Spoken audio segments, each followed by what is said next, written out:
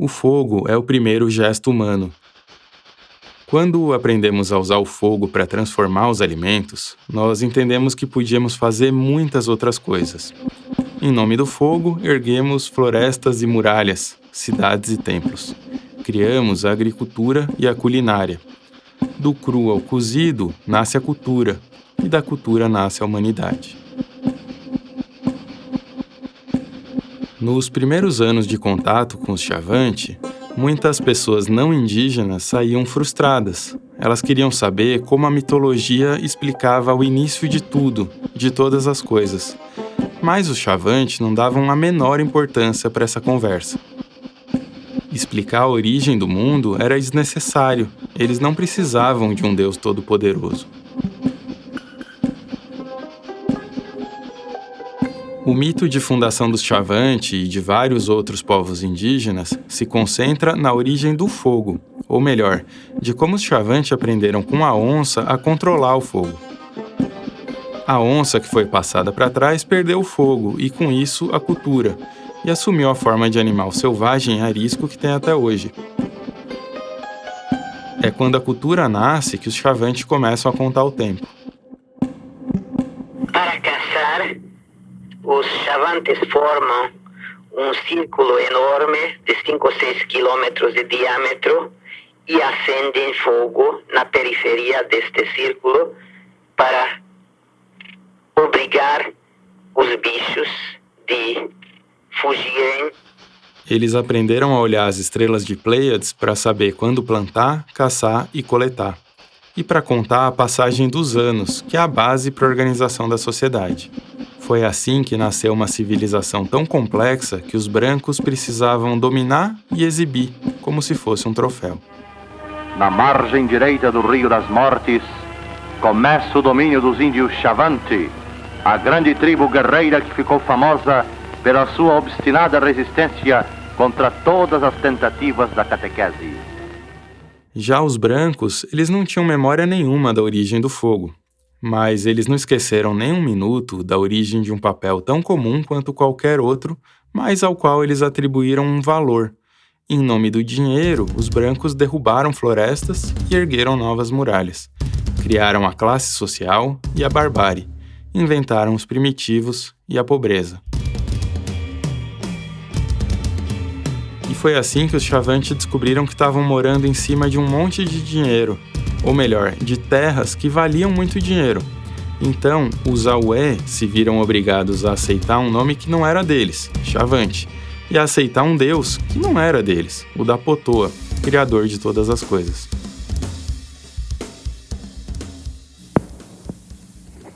(14 de julho de 1969, Sangradouro). Vamos gravar cantos que Alexandre Xavante vai cantar. Fez um canto em língua Xavante, do seu próprio pensamento, em louvor de Nosso Senhor e São José. Ele vai cantar este canto.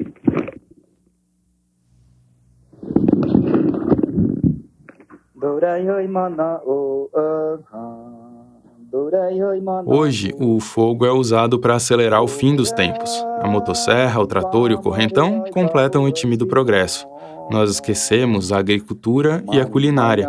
Do cozido ao cru, morre a cultura. E da morte da cultura, morre a humanidade. O fogo é o último gesto humano. Quando eu falei em público que nós vivemos num Brasil desenvolvido, num município ao nosso redor desenvolvido, e nós indígenas com esse cerrado como se fosse um zoológico.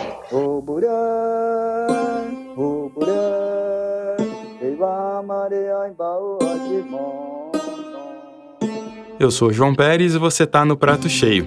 Esse é o terceiro de 4 episódios da série especial O Feroz e o Encantado.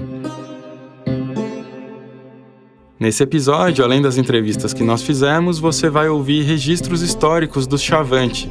Todos eles vieram do Museu do Índio, no Rio de Janeiro. E também vai ouvir áudios de uma reunião secreta sobre a qual já já eu te conto mais. No ano passado, aqui no Prato Cheio, a gente publicou o episódio chamado Quando a Soja Atropela a Maloca, que fala sobre o grupo Chavante que desejava arrendar a terra indígena Sangradouro para fazendeiros de Primavera do Leste, uma cidade que é uma grande produtora de soja e milho de Mato Grosso. A conversa de hoje vai por um outro rumo. A gente fala sobre a ideologia do progresso, como essa ideologia foi propagada pela direção da FUNAI durante o governo Bolsonaro e que estragos que ela deixou entre os povos indígenas. A gente conversa sobre a disputa entre uma cultura indígena forte e centenária e um culto ao dinheiro, ao desenvolvimento e ao agronegócio. Então, para isso, eu vou lembrar bem rapidinho o que a gente sabe sobre o projeto conhecido como Agrochavante. Oficialmente, uma área pequena de 1.000 hectares foi desmatada para começar a produzir lá em Sangradouro. Essa é a primeira mentira, porque a área é de 1.500 hectares. Também oficialmente, o projeto pararia por aí e os fazendeiros renovariam o contrato ano a ano, o que não é verdade. O primeiro contrato fala em 11 anos, em uma área total de 11.000 hectares, o que daria 10% de Sangradouro. Os 4 fazendeiros ficam com 80% dos lucros, depois de descontarem todos os custos com maquinário, sementes e agrotóxicos. Para a população chavante, ficam só 3 sacas de soja por hectare, o que dá menos de R$600. Para arrematar tudo, essa prática, o arrendamento de terras indígenas, é inconstitucional, além de violar o Estatuto do Índio e o Estatuto da Terra. Mas o Agrochavante seguiu em frente porque teve a proteção de um procurador do Ministério Público Federal, do governo estadual de Mauro Mendes e da direção bolsonarista da FUNAI, que atropelou dezenas de pedidos das áreas técnicas. O projeto começou exatamente como eu te mandei no vídeo lá. Um dos participantes do projeto é o fazendeiro José Nardes. Ele é irmão de Augusto Nardes, que por sua vez é amigo de Bolsonaro e ministro do Tribunal de Contas da União. Talvez o nome dele, Augusto Nardes, ainda esteja fresco aí na sua memória por um áudio que saiu no final do ano, no qual ele falava sobre os atos golpistas que se seguiram ao segundo turno das eleições. Já o José Nardes, nos cartórios da região, a gente encontrou 1.500 hectares em nome dele. Então, se o Agrochavante desse certo, mais do que dobraria a área que ele tem à disposição para cultivar soja e milho. O Bolsonaro teve que ir em 2017. Eu já conhecia ele, em função do meu irmão, que foi colega dele, 3, 4 mandatos. A chegada do Bolsonaro ao Planalto foi o sinal verde que o Agrochavante precisava. Em 2020, no meio da pandemia, o projeto começou a sair do papel. No final de julho do ano passado, 2022, os 4 fazendeiros que integram o projeto foram multados pelo IBAMA por desmatamento ilegal. A gente telefonou então para o Gerson Araue, que é presidente da primeira cooperativa criada em Sangradouro para comercializar os grãos de soja e de milho. O Gerson nos culpava pela multa. Ele dizia que uma reportagem do Joio tinha causado problema, mas naquela altura a gente nem tinha publicado reportagem sobre esse caso. Você sabe, o Chavante é diferente quando fica bravo, esquece tudo e não pensa em outra coisa, a não ser partir para cima. Uhum. Esse é o temperamento do povo chavante. Para quem não conhece, é arriscado se arriscar também. O fato da gente não ter publicado nenhuma reportagem não era uma boa notícia para os fazendeiros, porque pouco depois a gente revelou uma série de ilegalidades envolvendo o Agrochavante. Essa investida do agronegócio sobre terras indígenas ganhou uma exposição incômoda para os fazendeiros e para o grupo dos Chavante adeptos do agronegócio. Por causa das nossas reportagens, um secretário municipal foi demitido, a Polícia Federal abriu uma investigação e a bancada do PSOL na Câmara pediu a atuação do Ministério Público Federal. A repórter Tatiana Merlino obteve com exclusividade o áudio de uma reunião secreta realizada em Sangradouro. E eu digo que é secreta porque essa reunião não figurava na agenda dos dirigentes da FUNAI. Nela, a gente se deparou com uma agressividade inédita por parte das lideranças Chavante pró-agronegócio. Eu não faço exclusão, não excluo ninguém, mas não quero também que um preguiçoso venha aqui nos atrapalhar e dizer para nós que estamos errados. Não, isso nós não admitimos, porque é nós que decidimos. É nós que queremos o desenvolvimento. Como a gravação foi feita às escondidas, a qualidade, obviamente, que não está perfeita. Eu peço que não gravem agora. Por favor. A cúpula da FUNAI despencou de Brasília até Primavera do Leste para se reunir com os Chavante. Então vamos lá tentar colocar os fatos em perspectiva. Poucas semanas depois da multa, a direção de uma FUNAI que não quis pedir demarcação de nenhum centímetro de terra indígena foi da capital do país até o interior de Mato Grosso. É a mesma direção que perseguiu indigenistas que simplesmente tentavam trabalhar da maneira correta. É a direção que precisou de decisão judicial para começar a prestar assistência para os indígenas durante a pandemia. E é a mesma direção que abandonou os projetos de gestão sustentável dos territórios. Tudo isso para uma reunião que, na prática, não tinha nem motivo de ser, porque quem multou os fazendeiros e embargou a área foi o IBAMA. A FUNAI não tem ingerência sobre o IBAMA, ou pelo menos não deveria ter. Se a comunidade indígena quer, então nós vamos apoiar. Isso eu tenho certeza que não acontecia... Esse que você está ouvindo é o Coronel Fernando Fantasini Moreira. Ele foi diretor de promoção ao desenvolvimento sustentável da FUNAI em 2022. E ele, a exemplo dos ocupantes de dezenas de cargos da FUNAI no governo Bolsonaro, não tinha qualquer experiência na questão indígena. Por quê? Porque a política indigenista dos governos anteriores era uma política que incentivava os indígenas tão somente a cuidar de plantinha, a cuidar de tartaruga e deixar eles numa situação que há 522 anos estava sendo colocada. No mundo das avessas, desmatar é que é avanço. E, no final das contas, eu estou vendo que houve um mal-entendido por parte do IBAMA. Houve um mal-entendido que não considerou a história atrás, que aquela área já tinha sido utilizada e algumas pessoas se utilizaram disso para prejudicar o projeto. Isso está claro. Não teve nenhum mal-entendido. A própria área técnica da FUNAI levantou imagens de satélite para demonstrar que é mentirosa a versão do Agrochavante de que essa área já tinha sido utilizada anteriormente. Só 1/5 da área desmatada que tinha sido utilizado lá atrás. Com isso, em 2021, Sangradouro entrou na desonrosa lista de terras indígenas com mais desmatamento. Os dados são do relatório do MAP Biomas, que é uma das principais plataformas de monitoramento do Cerrado e da Amazônia. Enquanto isso, a área técnica da FUNAI lá em Barra do Garças, que é responsável pelas terras Chavante, ficou vários meses falando sozinha, porque a FUNAI de Brasília nunca respondia aos documentos enviados.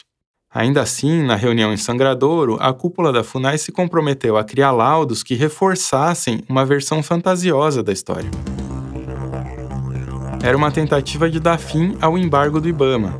E é uma máxima desses tempos que a gente viveu, né? Se a versão real não é favorável, é só criar uma versão paralela.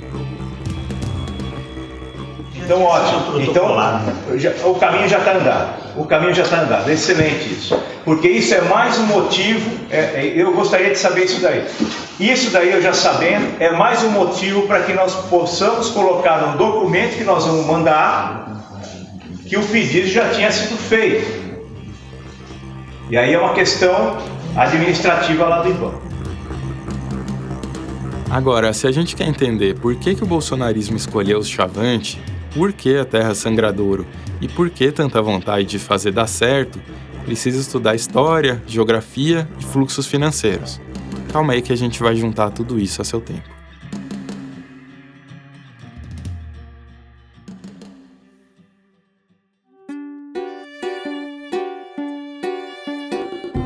Oi, aqui é Heloísa Barbosa e eu sou apresentadora do premiado Faxina Podcast.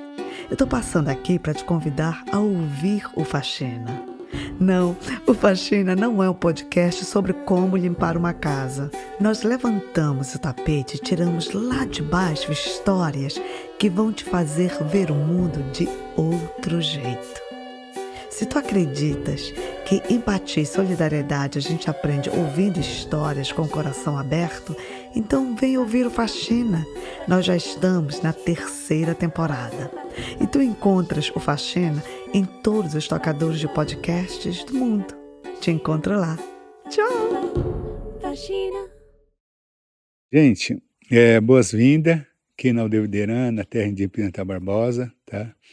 Eu sou Cipacé Chavante, sou cacique da aldeia Videirã daqui, né? Tenho 54 anos. Para entender a parte da história, a gente precisava viajar mais 600 quilômetros até a terra indígena Pimentel Barbosa, na Serra do Roncador, em Mato Grosso. O Cipacé é uma pessoa magra e alta, careca e com a pele morena. Ele sentou com a gente numa tarde em frente à escola da aldeia, debaixo das árvores, para contar sobre o povo aué, sobre o Chavante. Seguinte, eu acho bom vocês virem, né, para estar vendo opinião, outros caciques do Chavante, aqui do outros TI, do outros 9 TI, né, porque às vezes a realidade é totalmente diferente. São Chavante, mas são diferentes, em todo sentido, até na parte de religião. Tá? São Mário Sangrador, eles tiveram contato nos anos 40 na parte de missão salesiana, que é a católica. Nos anos 30, o governo Vargas tinha lançado a Marcha pro Oeste e, em 1940, ele se tornou o primeiro presidente brasileiro a visitar a Amazônia. Ele foi a Manaus, dando uma demonstração do interesse por expandir a exploração econômica da região. E é assim que a Amazônia entrou para o imaginário nacional, como uma área que deveria ser explorada. Desde 1930, antes que o Jerônimo e o Apoena existissem, os salesianos missionários giravam ao redor do Rio das Mortes em busca dos Chavantes. Missionário de origem francesa, salesiano, Hippolyte Chauvelin também teve um embate com os Chavantes que não foi muito amigável. Os missionários salesianos se instalaram nos territórios Bororo e Chavante. Eram 2 povos bem grandes e rivais que, tradicionalmente, ocupavam territórios imensos. Mas tem uma diferença importante. Os Chavante decidiram não fazer contato com o entorno. Foi assim que, em 1938, o padre Chauvelin escreveu uma carta endereçada diretamente a Getúlio Vargas. Realmente, o Rio das Mortes percorre uma zona riquíssima de campinas e matas, próprias para lavoura e criação de gado. O povoamento depende tão só da pacificação dos indígenas Chavante, que até agora fazem o terror dos moradores da vizinhança, pelas suas correrias e ataques traiçoeiros. O padre queria recursos do governo para reforçar a missão, que era fundamental para abrir toda a região entre os rios Xingu e Araguaia aos progressos da nossa civilização. Mas as expedições seguintes não deram nada certo.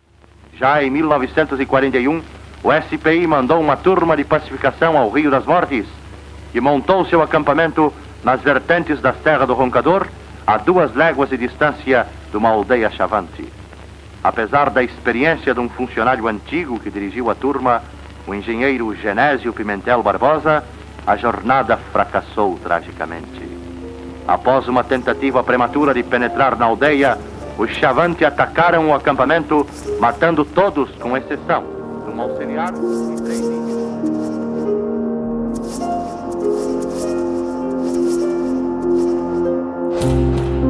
Quem fez contato aqui entre Chavante fomos nós. Na versão oficial do governo, em 1946, o Serviço de Proteção ao Índio conseguiu civilizar os Chavante. Na visão dos Chavante, os brancos é que foram civilizados por eles. Os indígenas decidiram fazer contato porque perceberam um aumento do assédio no entorno do território. Então, se eles não agissem logo, acabariam ficando sem o território. E nós sempre, confiamos na parte de espiritualidade Chavante. Inclusive tem essas diferenças. Os Chavante de Pimentel Barbosa fizeram uma opção por se manter mais distantes do governo e do entorno, na comparação com os Chavante de outras terras que foram demarcadas.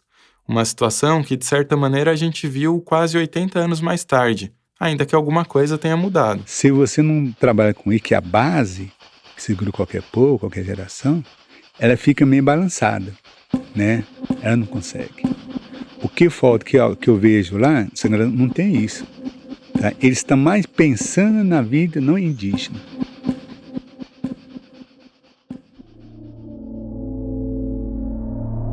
Desertos que são, os campos de soja e milho criam um horizonte infinito, miragens para quem passa o dia olhando sob o calor escaldante de Mato Grosso. Essas miragens vendem o consumo, a ostentação, o luxo, a acumulação. Sitiados, obrigados a contemplar passivamente essas miragens, os povos indígenas, ou alguns integrantes dos povos indígenas, se veem seduzidos. Para mim é uma ilusão. Para mim é uma ilusão. Porque é uma ilusão que você pensa para você ir logo como é fazer a parte de uma parcela de população. Como um favelado, vamos dizer assim, socialmente. Não é você ter realmente autonomia, não é você ter uma vida digna. Você entrega o seu território e fica uma etnia, uma população pobre. Entendeu? É isso que o Bolsonaro está induzindo, está cooptando, está fazendo essa política aí, que a melhor forma é isso. Todos os primeiros relatos mostram que os Chavante viviam com abundância, não faltava nada para comer. Mas o contato com a sociedade envolvente mudou tudo. Em 2009, o Brasil fez o primeiro e único inquérito de saúde sobre os povos indígenas. E nesse inquérito, os Chavante aparecem no topo da lista de anemia e desnutrição infantil. O Chavante está tendo muita diabetes, está tendo muitas mortes, está tendo muita pressão alta também, está tendo muitas mortes e outras doenças, né? Por isso eu queria implantar aqui a agrofloresta, tá? É isso. Com o tempo, as roças tradicionais se perderam. Coletar alimentos no cerrado se tornou mais difícil e a caça ficou mais rara. Em compensação, refrigerantes, salgadinhos e biscoitos se tornaram comuns. Hoje, o lixo plástico se acumula nos cantos de todas as aldeias. Quando Bolsonaro chega, claramente tudo piora. A FUNAI é transformada em vetor da fome e a fome se converte em recurso didático para empurrar os povos indígenas em direção a essa miragem do progresso. É a própria FUNAI quem cria o caminho único escondido sob a fantasia da solução, da ajuda humanitária, da aceitação, da inclusão. E a FUNAI, desse governo, desse presidente atual, Dr. Marcelo... Aqui a gente volta no Gerson, presidente da cooperativa Chavante, e naquela reunião que aconteceu com a FUNAI. O Dr. Marcelo tem sido um cara muito compreensivo, se coloca no lugar de cada indígena, que é a mesma coisa que nós almejamos, ser independente.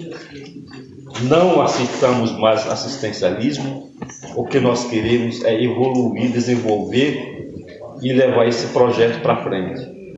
As palavras-chave do colonialismo se vestem de espelho invertido para fazer mais do mesmo. Lembrei o nome dele, quando estava chegando em primavera. Quando eu pensei em chegar em primavera, eu pensei que isso aqui era um ovinho. Esse é o tenente-coronel Jorge Cláudio Gomes, que na época da reunião secreta era coordenador-geral de promoção à cidadania da FUNAI. Quando eu olhei para a primavera, eu falei, o indígena está na terra dele. Olha, isso aqui, eu falar, eu também quero. Eu quero essa modernidade. Eu quero essas benesses que tem aqui na área. Isso é minha área, está do lado. E é igual, a terra é igual a que está sendo produzida, por que eu não posso fazer isso também? Eu não sei se faz falta dizer que a FUNAI é a fundação que deveria valorizar os modos de vida tradicionais e não colocá-los num grau inferior ao modo de vida da civilização judaico-cristã. E é por isso que militar não pode comandar a FUNAI, sabe? Sangradouro é a terra chavante mais próxima de Primavera do Leste, que por sua vez é uma cidade com lojas, restaurantes, bares, médicos. E picapes, tratores, aviões, veneno. Todo esse combo do que costuma ser chamado de desenvolvimento. Na tentativa de entender essa visão de mundo, eu abro um antigo dicionário do Chavante. E nele eu não encontro a palavra progresso. Quem inventa o progresso são os brancos, que projetam sobre os povos indígenas os próprios parâmetros do que é futuro, prosperidade e bem-estar. Quem inventa o progresso é quem inventa o atraso. E dentro do atraso fica a palavra vergonha, a vergonha de andar sem roupa, de falar a própria língua, de viver sem pressa. Então hoje, né, ela coloca entre os indígenas quem é realmente quer se tornar não indígena. A gente escuta aqui um pouquinho mais do Cipacé, da terra indígena Pimentel Barbosa. Ou que se tornar o fazendeiro, ou quer dinheiro rápido. Não são assim. Não são assim. Entendeu? A terra, para o quem pensa mesmo, para o povo indígena, ou aquele povo que vive de terra, que entende a importância da terra, para ele o dinheiro não é importante, não. Para ele a terra é mais importante que o dinheiro. Entendeu? Porque a terra, ela dá uma condição para você continuar gerando para a nova geração. Agora é hora de entender a geografia e os fluxos financeiros desse processo. Se Sangradouro fosse vendida inteira, usando o valor da terra estimado pela Receita Federal, renderia em torno de 2 bilhões de reais. É por esse motivo que as terras indígenas são de posse e uso exclusivo dos povos indígenas, mas pertencem à União, que é para não sofrerem o assédio de investidores privados que poderiam desterrar uma etnia inteira. As terras Chavante ficam num entroncamento muito valorizado do agronegócio. Um ramal ferroviário privado deve conectar esse miolo a uma grande ferrovia usada para o escoamento de soja e milho, vai ter uma usina de etanol à base de milho, o governo Bolsonaro prometia asfaltar a BR-080, que é uma rodovia que corta a terra Chavante e iria até Brasília, e pequenas centrais hidrelétricas rodeiam essas áreas. A geografia, a estrutura desses processos de parcerias cai na mesma lógica de tudo que é atrelado ao agronegócio. Ou seja, localmente, alguns fazendeiros de médio porte é que se aventuram na empreitada. As grandes empresas exportadoras ficam à margem porque correm um risco muito grande juridicamente em termos de imagem, então ficam esperando. Mas nacional e internacionalmente, vários processos locais relativamente pequenos se somam para resultar em alguma coisa muito grande. Eu não posso chegar e me sentar em cima de papel. A legislação ou o regimento interno da FUNAI não me permite fazer tal coisa. Amigo, eu não quero saber o que ele vai me permitir, o que ele não vai me permitir. Eu sei que existe a necessidade, a gente tem recurso para atender essa necessidade não é feita. Então, vou pegar, olhar a necessidade, resolver ela e buscar o papel bonitinho para poder deixar ela em condições. No bolsonarismo, não são essas pessoas que se submetem às leis. São as leis que se submetem a uma tortura legal para satisfazer os desejos mais primitivos por lucro. Na volta do intervalo, a gente viaja pelos sonhos dos Chavante. O Joio e o Prato Cheio são mantidos com o apoio de organizações da sociedade que atuam na promoção da alimentação adequada e saudável. A CT Promoção da Saúde, Instituto Ibirapitanga, Instituto Clima e Sociedade, Instituto Serrapilheira, Oxfam Brasil e a Fundação Heinrich Böll são apoiadores regulares dos nossos projetos.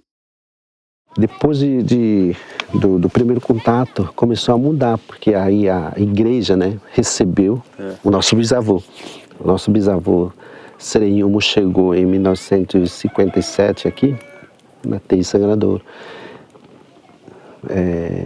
fugindo do contato, né, com não indígena e seguindo, ele estava vindo nessa direção, mas já sonhando com um padre que estava esperando de braço aberto para receber. Olha só. Esse é o João Lucas Ouá, que já eu te apresento. Na vida Chavante, os sonhos são parte da realidade. Não tem uma linha divisória entre dormir e acordar. E todo chavante pode sonhar, mas os sonhos proféticos são reservados a uma figura, o Amaritedewa, que tem o poder de interpretar os diálogos noturnos com os espíritos. O Amaritedewa tem esse nome porque a capacidade de sonhar emana do amari, que é uma madeira que tem um status especial. Os resultados desses sonhos devem ser compartilhados com toda a comunidade, então são sonhos coletivos porque guiam a tomada de decisões. E é interessante que esses sonhos coletivos podem sobreviver por décadas no boca a boca. Foi assim, atrás de um sonho, que nos anos 50, um grupo, a UE, caminhou até Sangradouro, onde estava a missão salesiana. Tem um livro chamado O Dono dos Sonhos que relata a vida de um Amaritedewa chamado Jerônimo, lá de Sangradouro. Eu quis falar sobre isso porque, ao longo dos anos de registro desses sonhos, eles vão se transformando. Em vez de dar ouvidos aos espíritos chavante, o Jerônimo começa a receber chamados do Dapotoa, ou seja, do Criador. E em vez de escutar o Amari, ele dá ouvidos a um outro pedaço de madeira que você conhece bem, em formato de cruz, com um homem pregado ao meio. Isso transforma a temática dos sonhos, que, em vez de convocarem a ação, convocam ao pecado e à punição. Jerônimo vai cantar um canto da Praba, sonhado pelo cunhado falecido dele, que faleceu faz muito tempo. Vai horiare, vai horiare, vai horiare, vai horiare, vai horiare, vai horiare, vai horiare, vai. A mudança na temática dos sonhos não é uma mudança menor, né? As missões religiosas buscaram criar uma narrativa de conformismo, de resignação e de confinamento nas terras. Os tempos passaram e o Dapotoa também mudou. Ele foi tomado pela febre da soja e não gosta de quem apresenta críticas ou poréns. Essa aí é a minha voz, assim que eu para, porque eu sou evangélico e para corrigir os povos. Com a voz do povo, a voz de Deus.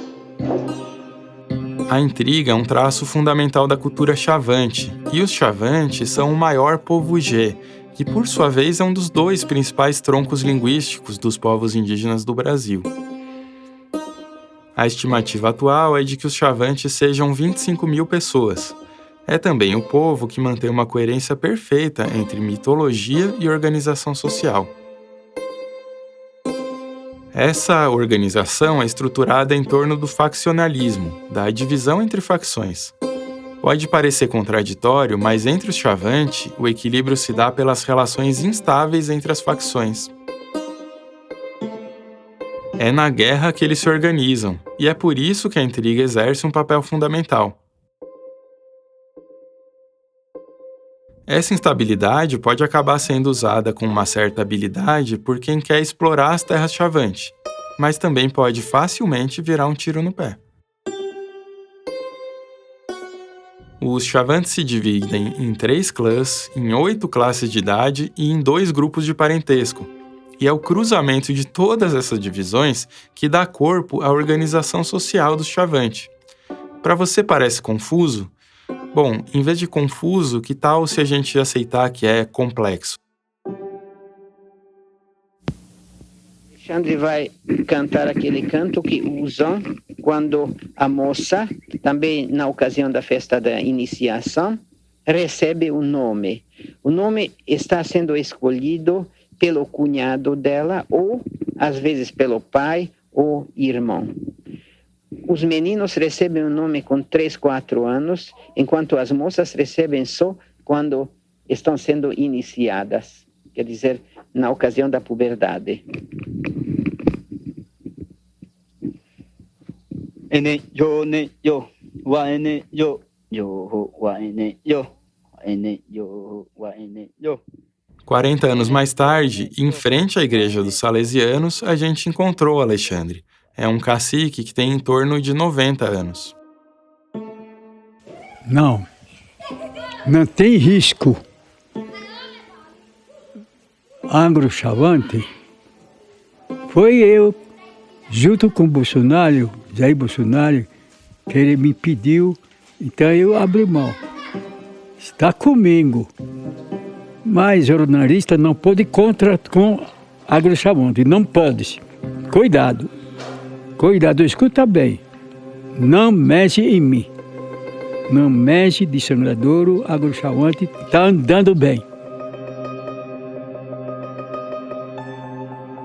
Durante essa conversa, o Alexandre desfilou algumas ideias do que ele achava que deveria ser feito com os opositores do agrochavante. Jogar em um buraco, cortar a cabeça, arrancar os olhos, lançar no rio. Bom, naquele dia os chavantes se reuniram na igreja para discutir os impactos da instalação de uma central hidrelétrica. A reunião foi convocada pelos mesmos líderes dos projetos de agronegócio. Ser contra a usina de energia estava fora de cogitação. Eles passaram para os outros moradores de Sangradouro a ideia de que tudo o que dava para fazer era discutir uma compensação financeira. Mais tarde, a gente conversou com pessoas que estavam revoltadas com a maneira como o assunto foi conduzido. A legislação brasileira prevê que os povos indígenas sejam consultados previamente sobre qualquer empreendimento que afete a vida deles. Isso porque o Brasil é signatário da Convenção 169 da Organização Internacional do Trabalho. Essa convenção define certinho quais são as regras para a consulta aos povos tradicionais de maneira livre e informada. Cada povo indígena, né, tem a sua forma de organização social e política, né? A gente conversou sobre isso com a Maria Augusta Assirati, que é advogada e foi presidente da FUNAI em 2013 e 2014. Suas formas de consensuar, de deliberar a respeito das questões, né, muitas vezes são formas bastante complexas, né, de se chegar a um consenso a respeito de determinado assunto. Passando da usina para o caso do agrochavante, a direção bolsonarista da FUNAI se apegou a uma ata feita à mão, sem seguir qualquer um dos ritos previstos na legislação, para dizer que o projeto foi aprovado pela comunidade. Esse papel não tem informações sobre o que seria produzido, como se daria a divisão dos lucros, quem seriam os beneficiários e quem seria responsável por fiscalizar. Então, você implementar um mecanismo tão estrangeiro, né, para dentro de um povo indígena, de uma comunidade indígena, como um tipo de atividade como essa, a meu ver, exigiria sim a realização de uma consulta, porque ter um contrato assinado não significa que a comunidade deliberou sobre isso. Foi a mesma coisa que a gente viu acontecer na nossa frente durante a discussão sobre a hidrelétrica. As pessoas estão mais perdidas nesse governo, né, Bolsonaro. Num domingo de manhã, meio frio, a gente sentou em volta da fogueira com o João Lucas. Ele é um dos chavantes que viveram um tempo fora das terras, buscando estudar e entender quais os aspectos do mundo dos não indígenas que poderiam ser úteis. Que eles falam mentiras, né, em cima de mentiras também. Então, batalhar contra isso é um trabalho muito duro, porque você sempre tem que estar preparado, né? Você sempre tem que estar buscando informações das fontes, né? Tendo fontes, né, de informações verdadeiras, sabe? E mostrar, né, para os parentes daqui, né? Que é um trabalho difícil. Questões individuais costumam ser importantes na nossa atividade jornalística. A história de uma pessoa, o que aconteceu com ela, de onde ela vem. Deixa eu te pedir, então, se você puder falar o seu nome inteiro, a idade, e contar um pouquinho da sua história. E que história, mais ou menos? Como jornalistas acostumados a questões de direitos humanos, a rodar por áreas rurais, nós demoramos um tempinho para entender que questões individuais podem soar bem estranhas para os povos indígenas. Os chavantes parecem quase sempre querer passar à margem disso. Eles não desejam dar detalhes sobre nada que seja individual. E, tradicionalmente, eles não têm pressa de ser. A sociedade se organiza em ciclos de 5 anos. É só depois de viver 4 ou 5 ciclos de vida que um chavante está autorizado a se voltar para dentro dos seus, o que é bem diferente de se voltar para dentro de si. As faixas de idade passam a ter menos importância numa vida mais madura, quando as relações sociais começam a ser regidas pelos clãs e pelos graus de parentesco. Então, o indivíduo, ou a noção que a gente, não indígena, traz do indivíduo, Isso não existe, ou não existia. Capitalismo entrou, individualismo. As pessoas querem ser individualista agora, mas não conseguem, porque nosso sistema não combina. O sistema do povo chavante não combina, porque eu tenho parente, eu tenho irmãos, tenho cunhados, irmãos da minha esposa e assim sucessivamente. Em outras palavras, a dúvida é se o agronegócio vai conseguir diluir a organização social chavante ou se essa organização vai conseguir frear o agronegócio. E esquece, né, que existe a sua comunidade, entendeu? Eles pensam em si próprio, né? Eles pensam, eu vou receber, aí eu faço algo, o que eu quiser com esse dinheiro. É muito perigoso isso. Aí você acaba excluindo, né, os irmãos, o seu cunhado, e assim sucessivamente. Então, e a gente vai se destruir, né, com isso.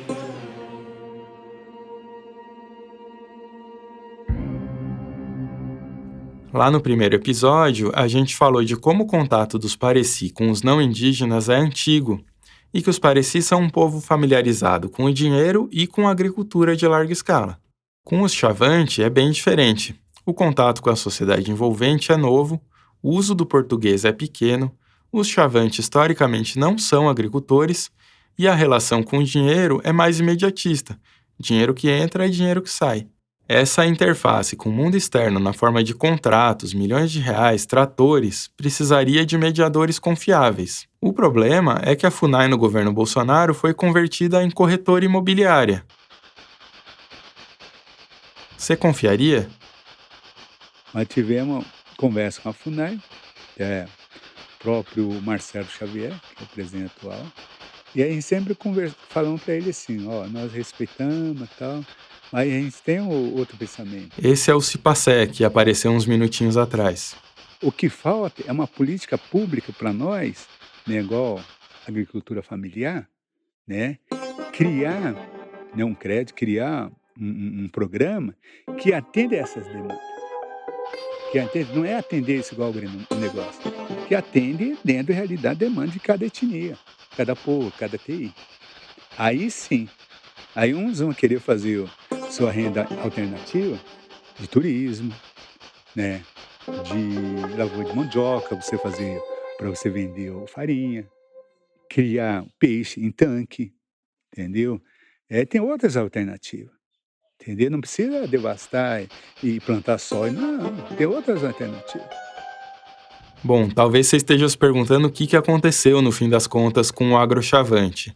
Enquanto esse episódio é gravado, a área da lavoura lá em Sangradouro continua embargada pelo IBAMA, o que significa que legalmente não foi possível produzir soja. Seria a primeira lavoura de soja. O Gerson, presidente da cooperativa, deixou de atender as nossas ligações, assim como os fazendeiros envolvidos no projeto. Nesse processo de investigação, eu tentei induzir os meus sonhos para que me trouxessem respostas, para que me ajudassem a interpretar aquela quantidade enorme de informações com que a gente vinha lidando. E tem pelo menos 2 sonhos que foram de uma clareza que parece resumir o meu sentimento. No primeiro, garoava. Era um dia nublado e eu estava numa aldeia que não tinha bem uma cara de aldeia. Era um bairro bem precário. Para falar de uma maneira que fique fácil de entender, era uma favela rural, com esgoto a céu aberto, casas feitas de tijolo sem acabamento. E eu entrei numa dessas casas, a casa do cacique. Ele estava deitado. Uma pessoa me falou que o cacique estava bem fraco, ele estava visivelmente doente. E agora eles eram pessoas pobres. Pessoas que tinham empobrecido, porque a terra já não servia para nada. No segundo sonho, a gente estava na terra dos Pareci, e era um cenário meio distópico, com umas 2 ou 3 fábricas assim gigantescas. E uma delas parecia uma fábrica de desenho animado, sabe? Era muito grande, tão grande que só na imaginação. Essa fábrica soltava muita fumaça. Ali do alto a gente começou a andar, e do lado direito eu me deparei com uma joalheria. Por um momento eu pensei, nossa, os caras têm um shopping dentro da terra indígena, eles estão ricos mesmo. Mas depois eu reparei que as pessoas que estavam comprando eram todas brancas. Todas elas estavam felizes, sorrindo, porque estavam comprando. comprando joias dentro da terra indígena. E o sonho acabou por aí.